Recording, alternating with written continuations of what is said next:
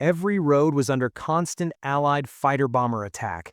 The contrast with Allied firepower was stark.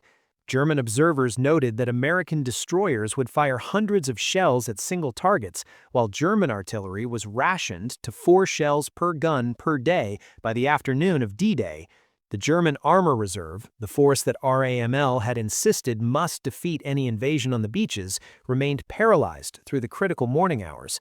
The 21st Panzer Division, the only armored unit close to the beaches, did not receive orders to attack until 10 o'clock hours, 4 hours after the landings began. When the 21st Panzer finally attacked at 16:20 hours, they advanced between British airborne landing zones toward the coast. According to divisional records, they reached the shore between Lionare and Lux-sur-Mer around 1900 hours, the only German armored unit to reach the coast on D-Day. However, at 2100 hours, they witnessed the arrival of Operation Mallard, 250 gliders bringing reinforcements to the British 6th Airborne Division. Interpreting this massive air armada as a threat to their flanks, they withdrew. The division lost 54 tanks and armored vehicles on D-Day, approximately 25% of their strength in a single day. The counterattack also encountered specialized Allied armor they had never seen before: Hobart's funnies, modified tanks with flails for mine clearing, flamethrowers, and bridging equipment, seems to belong to a different era of warfare entirely.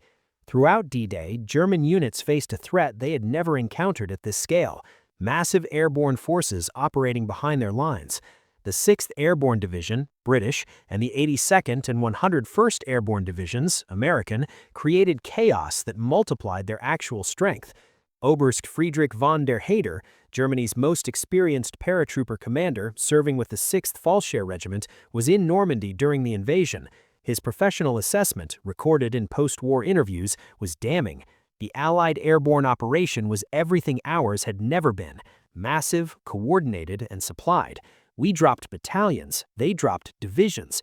We were supplied by single aircraft, they had endless streams of gliders and transport planes.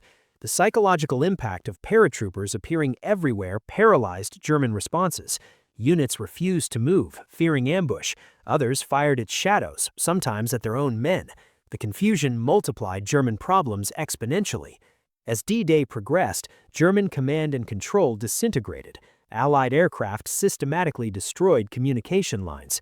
French resistance, activated by coded BBC messages, cut telephone cables and destroyed relay stations. Radio communications were jammed by Allied electronic warfare units. General Lieutenant Max Pemmel, Chief of Staff of the 7th Army, attempted to coordinate the defense from his headquarters at Lamar.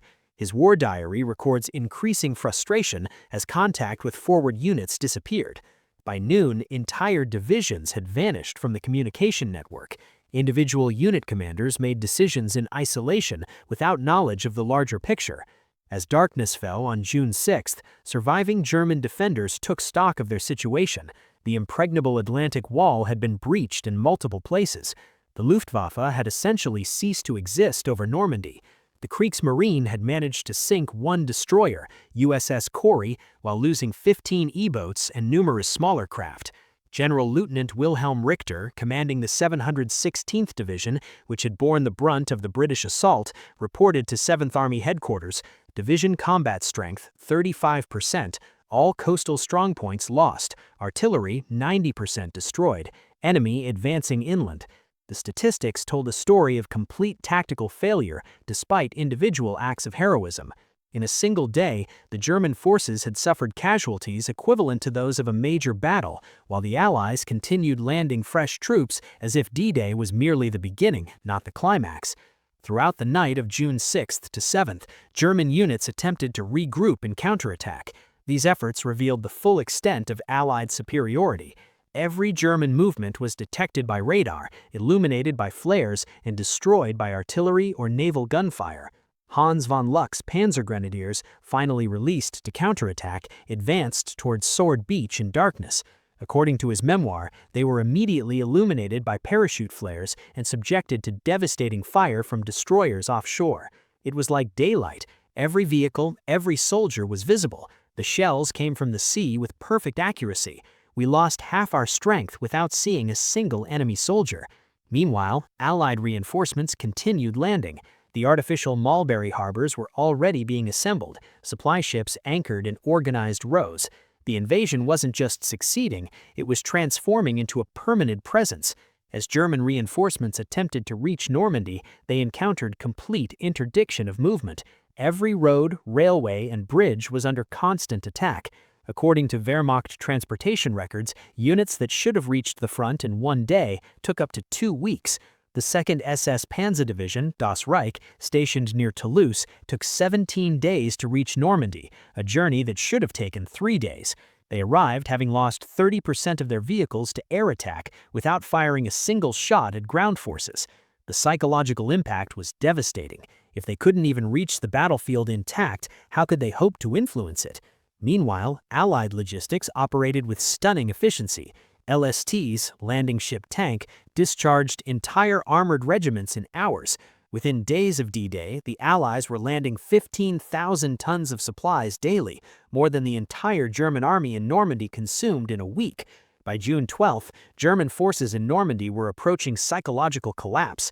They had lost 26,000 men killed, wounded, or missing, roughly equivalent to 2 full divisions.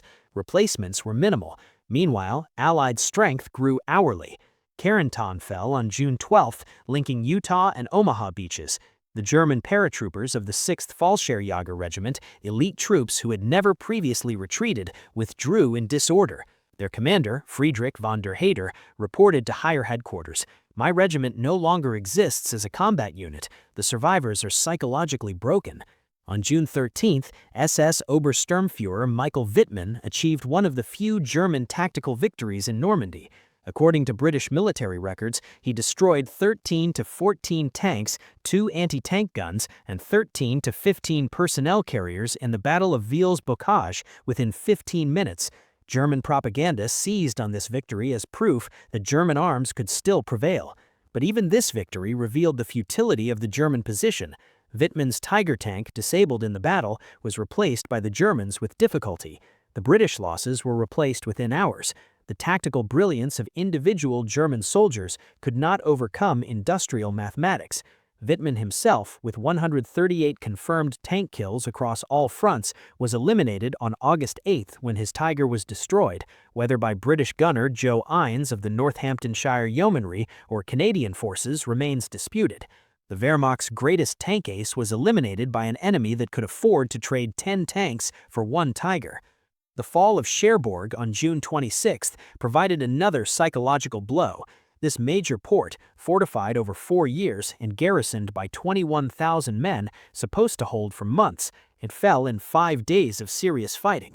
General Lieutenant Karl Wilhelm von Schlieben, commanding the garrison, had proclaimed he would defend Cherbourg to the last bullet. Instead, he surrendered on June 26th. In his post-war interrogation, he explained that resistance became meaningless against unlimited enemy resources, a theme that would echo throughout German accounts of Normandy. Operation Cobra, beginning July 25th, delivered the knockout punch to German forces in Normandy. According to official U.S. Air Force records, the preparatory bombardment involved 1,053 heavy bombers, 380 medium bombers, and 550 fighter bombers, dropping over 4,100 tons of bombs in a concentrated area just 7,000 yards wide and 2,500 yards deep. General Lieutenant Fritz Bohlein, commanding Panzerlehr Division, reported to Army Group B, "My division is annihilated. The psychological effect on the survivors is indescribable. They are no longer soldiers, but broken men." The bombing was so intense that it killed Lieutenant General Leslie McNair, the highest-ranking American officer killed in the European theater, who was observing from what was thought to be a safe distance. If American generals weren't safe from their own firepower, what chance did German soldiers have? The Falaise Pocket, August 12th to 21st, became the graveyard of German forces in Normandy. According to Allied intelligence reports, confirmed by post-war German records, approximately 10,000 Germans died in the pocket and 50,000 were captured. Over 3,000 tanks and armored vehicles were destroyed, along with 2,500 other vehicles. German soldiers attempting to escape described scenes of apocalyptic destruction. Roads were carpeted with dead horses and burning vehicles. Allied fighter bombers attacked in waves every 20 minutes. Artillery fell continuously. The systematic destruction was so complete that many soldiers simply gave up, preferring captivity to certain death. The final accounting of the Normandy campaign tells a story of complete German defeat. German losses June 6th to August 31st, approximately 320,000 casualties, 30,000 killed, 80,000 wounded, 210,000 missing or captured, 2,300 tanks destroyed, virtually all armor in France, 2,127 aircraft lost. Allied losses, 29,672 casualties, with replacements exceeding losses daily. Approximately 4,000 tanks lost, replaced within weeks. 4,101 aircraft lost from a force exceeding 13,000. The disparity revealed the fundamental truth.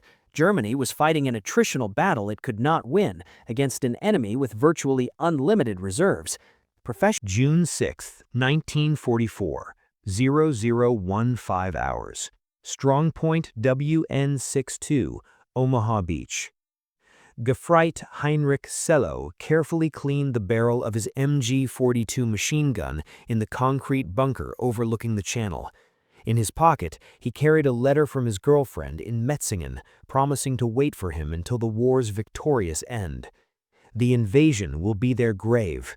We will throw them back into the sea within hours." He had written these words to her just 3 days earlier after Feldmarschall RML himself had inspected their positions. The Desert Fox had looked through Severloh's gun aperture, studied the overlapping fields of fire, and nodded with satisfaction. "When they come," RML had said, "this beach will be their cemetery." Through the embrasure, Severloh could see nothing but peaceful darkness over the channel. The night was calm, almost serene. In 12 hours, this same young man would be found weeping uncontrollably in his bunker, surrounded by 13,500 empty shell casings, his gun barrel warped from heat, watching an invasion force so vast that his mind would simply refuse to process what his eyes were seeing. Though Severloh would later claim to have inflicted 1,000 to 2,000 casualties, historians consider this impossible given that total American casualties at Omaha Beach from all causes were approximately 2,400. The mathematics of German defeat were about to be written not in strategic assessments or intelligence reports, but in the shocked testimonies of soldiers who would witness the largest amphibious invasion in human history from the wrong side of the gun sight. The Atlantic Wall stretched 2,400 meters from Norway to the Spanish border, what German propaganda called the most formidable defensive line in military history. Along the Normandy coast, 58 divisions of varying quality manned positions that had consumed 17 million cubic meters of concrete and 1.2 million tons of steel. Hitler himself had declared it impregnable. The defensive preparations at Omaha Beach alone seemed to justify such confidence. The U.S. Army Center of Military History records that the Germans had constructed 8 concrete bunkers, 35 pillboxes, 4 artillery positions, 18 anti-tank gun positions, 45 rocket launcher sites, 85 machine gun nests, and 6 mortar pits. The beach itself had been turned into a killing field.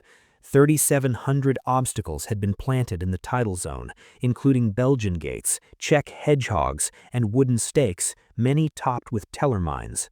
Behind the beaches, 6.5 million mines had been laid, though RML had wanted 60 million.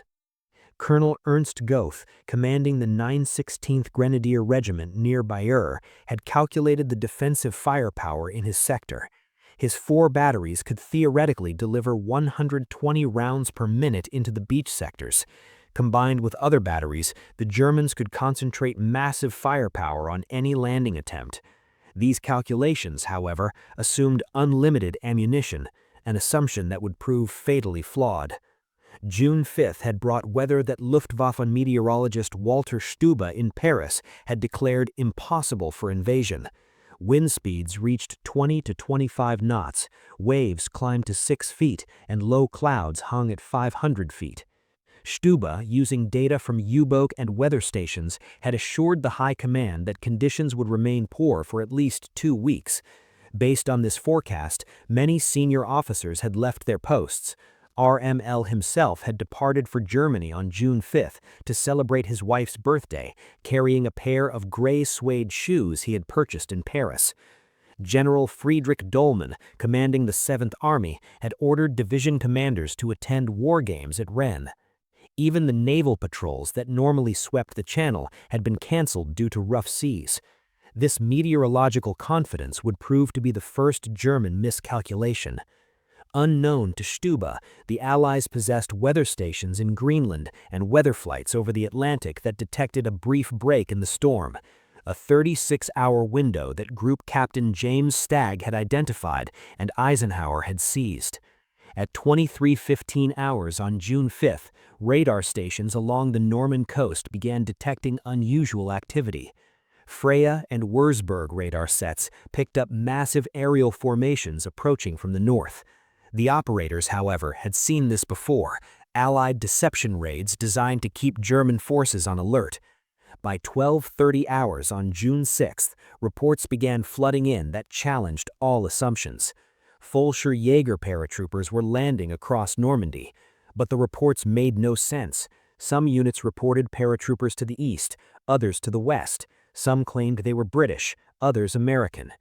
Dummy paratroopers with firecrackers attached, part of Operations Titanic and Rupert, added to the confusion. Major Hans von Luck, commanding the 125th Panzer Grenadier Regiment of the 21st Panzer Division, was one of the first to grasp the situation's gravity. Awakened by reports of paratroopers landing near his positions, he immediately requested permission to attack. The response from division headquarters, "Do not move until the situation clarifies." Von Luck would later write in his memoir, Panzer Commander, "I knew at that moment we were lost. The paratroopers were clearly marking flanks for a landing. Every minute we waited gave them time to consolidate, yet we sat paralyzed by our own command structure." June 6, 05:30 hours. As the first gray light began to illuminate the channel, German observers in forward positions began reporting something that their training had never prepared them for. Verluskart, whose presence at the coast remains disputed by some historians, including Heinrich Severloh himself, was credited in some accounts with being among the first to report the Armada. What is certain is that German observers across the Normandy coast witnessed from horizon to horizon a sea covered with vessels. Not dozens, not hundreds, but thousands. Ships of every size and description, from massive battleships to tiny landing craft, spreading across the channel like a gray carpet. The invasion fleet consisted of 6,939 vessels, according to official Allied records, 1,213 warships, 4,162 landing craft, 736 ancillary vessels, and 864 merchant ships. It was the largest naval armada ever assembled in human history. To the German defenders raised on propaganda about Allied weakness and division, the sight was psychologically devastating. Bernhard Furking, an artillery officer at WN62, who would be killed later that day, reportedly told his men that they were witnessing the whole world arriving at their doorstep. At 05:35 hours, the naval bombardment commenced. Nothing in the German defenders' experience, not the Eastern Front, not the heaviest RAF raids, had prepared them for what followed. The battleship USS Texas alone fired 254 14-inch shells at Point du Hoc in 34 minutes, according to Naval History and Heritage Command records. HMS Warsbite, the first ship to open fire on D-Day at approximately 0500 hours, would deliver over 315-inch shells in the first 2 days, including 96 rounds fired at German positions on June 9th. The cumulative bombardment from the naval force exceeded anything the Wehrmacht had previously encountered. According to German veterans' accounts collected by the German Federal Archives, concrete bunkers designed to withstand any bombardment cracked under the naval gunfire. Men were buried alive, dug out, and buried again as shells continued to rain down. The psychological impact was as devastating as the physical destruction. These fortifications, in which they had placed absolute confidence, were crumbling like sandcastles. As the naval bombardment continued, the Luftwaffe's response revealed the true desperation of the German position.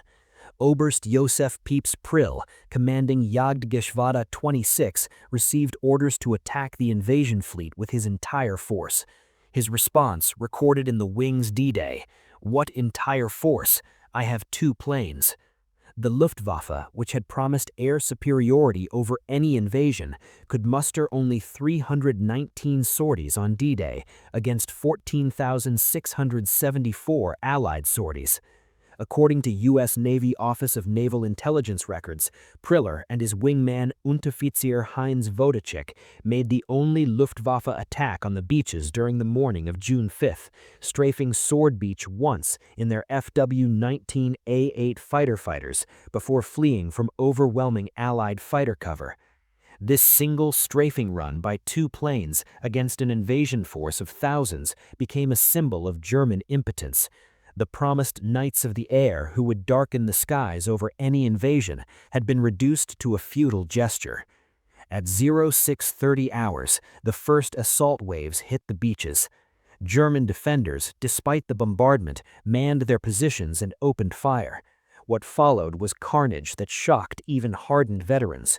Heinrich Severloh, the machine gunner at WN62, began firing at 0635 hours. His position, one of the few undamaged by the bombardment, commanded perfect fields of fire across Omaha Beach. In his 2005 memoir, WN62, Erinnerungen and Omaha Beach, he stated he fired 13,500 rounds over 9 hours. While Severloh claimed massive casualties, military historians note that his position, though deadly, He can replace all losses within days. We cannot replace anything. General Hans Speidel, Rommel's chief of staff, wrote in his 1949 memoir. Normandy proved that courage alone could not overcome industrial supremacy. We faced an enemy who had mechanized not just warfare, but victory itself. General Feldmarschall Erwin Rommel left the most powerful testament to the Normandy experience. In his final report to Hitler on July 15th, 2 days before being severely wounded by Allied aircraft, he wrote, "The troops are fighting heroically everywhere, but the unequal struggle is nearing its end. The enemy's overwhelming superiority in men and material is beginning to tell. I must beg you to draw the necessary conclusions without delay." This was military language for complete defeat. Rommel, Germany's most celebrated commander, was telling Hitler that the war was lost. The Normandy campaign revealed that World War II had become a production war. German soldiers witnessed American industrial capacity that defied their comprehension. Ford's Willow Run plant alone produced 1 B-24 bomber every 63 minutes at peak production. American factories produced 96,000 aircraft in 1944. Allied ammunition expenditure in 1 day exceeded German production in a month. A single American division consumed more supplies daily than an entire German corps. Hans von Luck, reflecting on Normandy in his memoirs, wrote, "We learned that modern war was not about tactics or courage, but about production. The Americans had turned war into an industrial process. They manufactured victory on assembly lines." The German soldiers who survived Normandy were psychologically transformed.